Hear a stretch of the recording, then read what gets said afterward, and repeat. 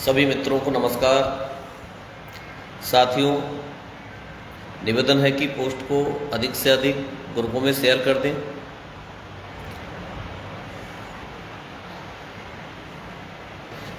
Post को अधिक से अधिक ग्रुपों में शेयर कर दीजिए, जिससे अधिक से अधिक लोग सुन सकें।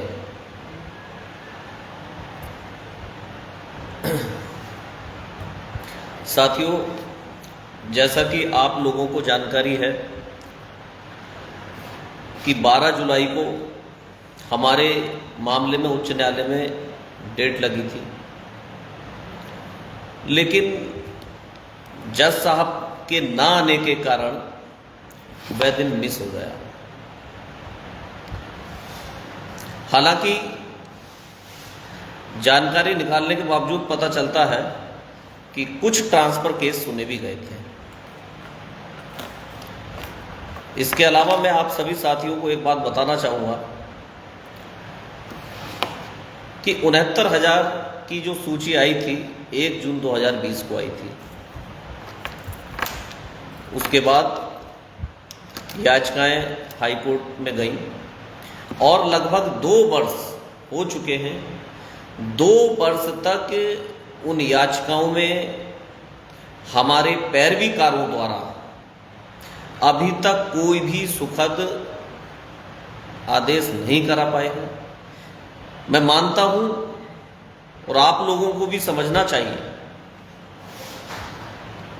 कि शायद ही कोई ऐसा केस, ऐसा मुकदमा सर्विस मैटर का होगा जो हाई कोर्ट की सिंगल बेंच में लगभग 2 साल चला हो। तो आखिर कहां और किस प्रकार की कमी रह गई? प्रथम दृष्टतः जून जुलाई अगस्त 2020 में सारा डाटा निकालकर फाइंड आउट कर लिया गया था। बता भी दिया गया था कि हां, रिजर्वेशन स्कैम हुआ है, आरक्षण घोटाला हुआ है। सर्वप्रथम तो लोग बात करते थे, एमआरसी टीम के नाम से हमारे ग्रुप बने हुए थे और एमआरसी के नाम से जो है हम लोगों को जाना जाता था। तो उन लोगों को ये बताने की मैंने कोशिश की, सभी को बताया कि देखिए, जब तक आप एमआरसी के नाम से और एमआरसी घोटाला सब जगह कहते रहेंगे तो जो सामान्य लोग हैं वो इस बात को नहीं समझेंगे कि इन लोगों को क्या समस्या है। तो सभी लोग अपने ग्रुप के नाम चेंज करके इसे आरक्षण घोटाले का नाम दीजिए। एमआरसी क्या है हम लोग नहीं जानते। हम सिर्फ इतना जानते हैं कि संवैधानिक नियमानुसार जो आरक्षण हमें मिलना चाहिए था, आरक्षित वर्ग को वह आरक्षण नहीं मिला। और इसी के तत्वाधान में जब लोग इधर कोर्ट में लड़ रहे थे और बात होती थी कि बहुत ही जल्दी ये केस यहां से सुलझ जाएगा, हम लोग राष्ट्रीय पिछड़ा वर्ग आयोग की शरण में थे, तो लोग तरह तरह की मजाक बनाते थे कि भारतीय जनता पार्टी के हैं राष्ट्रीय उपाध्यक्ष जी, वहां से कुछ नहीं होगा। कोई कहता था कि मैं जो है गुलामी कर लूंगा वहां से अगर कोई भी सकारात्मक आदेश आ जाए तो। कुछ लोग कहते थे वहां से कोई नकारात्मक आदेश ना आ जाए। लेकिन मुझे और मेरे लोगों को ये विश्वास था कि वहां से जो भी आदेश आएगा, जो भी रिपोर्ट आएगी, वो सकारात्मक आएगी, नकारात्मक तो किसी भी कीमत पर नहीं आ सकती। और वैसा ही हुआ, क्योंकि जब हम किसी केस की पैरवी करते हैं तो वहां पर बहुत छोटे छोटे बिंदुओं पर ध्यान देने की हमें आवश्यकता होती है कि हमारा केस मेंशन हुआ या नहीं हुआ, केस हमारा किस तरीके से कब सुन लिया जाएगा, कोई ऑर्डर आया है तो उसमें कोई ऐसी बात तो नहीं है जो हमारे लिए नकारात्मक हो, कब हमें क्या काम करने की आवश्यकता है। बहुत सारे छोटे छोटे ऐसे टेक्निकल पॉइंट्स होते हैं जिन पर ध्यान देने की बहुत आवश्यकता होती है। और उसी को देखते हुए सबसे पहले तो मैं जितने भी मेरे संघर्षशील साथी हैं उन सभी को मैं नमन करूंगा और उनकी मेहनत को मैं सलाम करता हूं। मेरे ऐसे जितने भी साथी जिन्होंने सांसद से विधायक से अथवा भारतीय जनता पार्टी के जितने भी लोगों से लेटर लिखवा करके माननीय मुख्यमंत्री जी को प्रेषित करें। उन सभी का मैं तहे दिल से और अपनी टीम की ओर से धन्यवाद देता हूं, शुक्रिया अदा करता हूं। और ये काम केवल इस बार नहीं हुआ, ये काम पूर्व में भी चयन सूची आने से पहले भी होता रहा। हमारे तमाम साथियों द्वारा भारतीय जनता पार्टी के एक छोटे से पदाधिकारी से लेकर उप मुख्यमंत्री तक और माननीय प्रदेश अध्यक्ष जी तक लेटर लिखवाकर मुख्यमंत्री जी को प्रेषित कराए गए थे, जिसका एक सकारात्मक प्रभाव भी पड़ता है। सभी की मेहनत को सलाम। तो जैसा कि आप लोगों को पहले ही बता दिया गया था, ने बता दिया था कि अब ये मामला एक विकट रूप से माननीय उच्च न्यायालय में फंस चुका है, क्योंकि हाईकोर्ट ये कहता है कि 69,000 से एक भी पद अधिक नहीं भरा जा सकता है। और अगर डायरेक्ट गवर्नमेंट हमें फिल करती है तो वो 69,000 से ऊपर हो रहे हैं, तो कोर्ट की अवमानना हो जाएगी। तो हम लोग यही कहते थे कि विदाउट कोर्ट कुछ भी संभव नहीं है, किसी भी तरीके से माननीय उच्च न्यायालय की डायरेक्शन के बिना कुछ भी संभव नहीं है। ये बात पूर्व में ही हम लोग कहते थे, आज से 2 महीने पहले। लेकिन वहां पर लोगों को ये लगने लगा था कि ये लोग कोर्ट खेलना चाहते हैं, मतलब सत्य को स्वीकार नहीं करना चाहता कोई। लेकिन वास्तविकता और हकीकत यही थी। और आज आप लोग देख भी रहे होंगे, आज आप लोगों को भी विश्वास हो गया होगा कि माननीय उच्च न्यायालय के विदाउट एनी डायरेक्शन कुछ भी नहीं हो सकता। संभवतः 90% सरकार हमारे साथ में है, ये बहुत खुशी की बात है। और आज कुछ लोग ये कहते हैं कि सरकार साथ में नहीं होगी तो कुछ भी नहीं होगा। मैं उस समय की बात आपको बता रहा हूं जब राष्ट्रीय पिछड़ा वर्ग आयोग में आके सरकार के नुमाइंदे मींस बेसिक शिक्षा विभाग के अधिकारी ये कहते थे कि कोई भी रिजर्वेशन स्कैम नहीं हुआ है, हम बिल्कुल साफ, हम बिल्कुल स्वच्छ हैं, साफ हैं। तो उस समय सरकार हमारे विरोध में थी। लेकिन जब सरकार हमारे विरोध में थी तब भी हम लोग वहां से जीते। आप लोगों ने देखा, संभवतः कुछ लोगों ने नहीं देखा, मैं मानता हूं, क्योंकि कुछ लोग थर्ड काउंसलिंग में थे तो उन्हें बहुत ज्यादा इस विषय की जानकारी नहीं है कि किस किस तरह से और किस किस तरह से महाआंदोलन करके केंद्र से, दिल्ली से बड़े बड़े भारतीय जनता पार्टी के नेताओं से मिलकर के प्रदेश को ऑर्डर कराया जाता था और उसी के आदेश के रूप में आंदोलन, महाआंदोलन लखनऊ के अंदर हम सभी लोगों के द्वारा होते थे। सभी की संघर्ष को नमन। लेकिन अब आप देख रहे हैं 19 जुलाई को कोर्ट में डेट लगी है। मैं चाहता हूं कि एक अच्छा पैनल कोर्ट में पहुंचे और अपनी बात रखे, क्योंकि अब किसी भी कीमत पर कोर्ट से इस मामले को निकालने की बेहद आवश्यकता।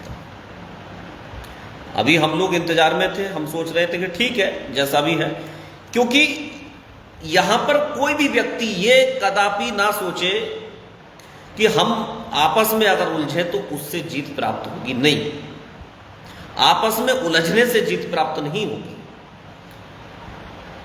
हमारा जो उद्देश्य है उस उद्देश्य पर काम करते हुए आप लोगों को आगे बढ़ना है।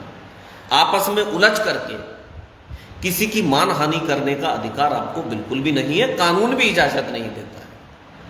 आप किसी भी व्यक्ति की यदि मानहानि कर रहे हैं तो कानून भी इसकी इजाजत नहीं देता है। धारा 499 के तहत ये बहुत गलत बात है और इसमें सजा के भी प्रावधान है। तो हमें बिल्कुल भी अधिकार नहीं है कि हम किसी को गलत बोलें या किसी को बदतमीज बोलें। क्यों? क्योंकि बोल करके कुछ कर भी नहीं सकते। क्या करें? हमारा जो उद्देश्य है सब मिलकर के लड़ें और आगे बढ़ें, नियुक्ति पाएं। तो सबसे पहले आप लोगों को यह समझना होगा कि संघर्ष हमें कहां करना है और उस संघर्ष को करते हुए किस प्रकार से हम लोगों को जीत मिल सकती है। अब देखिए, मामला कोर्ट में है, तो आप कहीं भी जाएं, कहीं भी चक्कर काटें, कोई फर्क नहीं पड़ने वाला है जब तक कि माननीय न्यायालय कोई रिलीफ हमें नहीं देगा, कोई डायरेक्शन नहीं देगा। तो इसी के लिए मेरी टीम के द्वारा विगत समय में लाइव आकर के आपको बता भी दिया गया है। सहयोग के लिए खाता संख्या भी जारी कर दिया गया है। आप लोग सहयोग करें और अन्य लोगों से भी कराएं। सहयोग अति आवश्यक है। संभवतः मैं मानता हूं कि कोर्ट से डायरेक्शन शायद जुलाई अथवा अगस्त में अवश्य ही मिल जाएगी। बाकी कोर्ट के हाथ में सब कुछ है। अच्छी पैरवी होगी तो अच्छे परिणाम होंगे। बाकी आप देख रहे हैं कि मैंने आपको पूर्व में ही बता दें कि 2 वर्ष हो चुके हैं। 2 वर्ष में अभी तक कुछ भी नहीं हो पाया है माननीय न्यायालय से।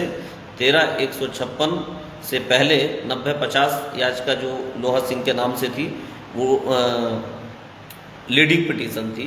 उसके बाद 13/156 हुई, लेकिन उसमें कुछ हो नहीं पाया है, कोई सुखद आदेश नहीं हो पाया।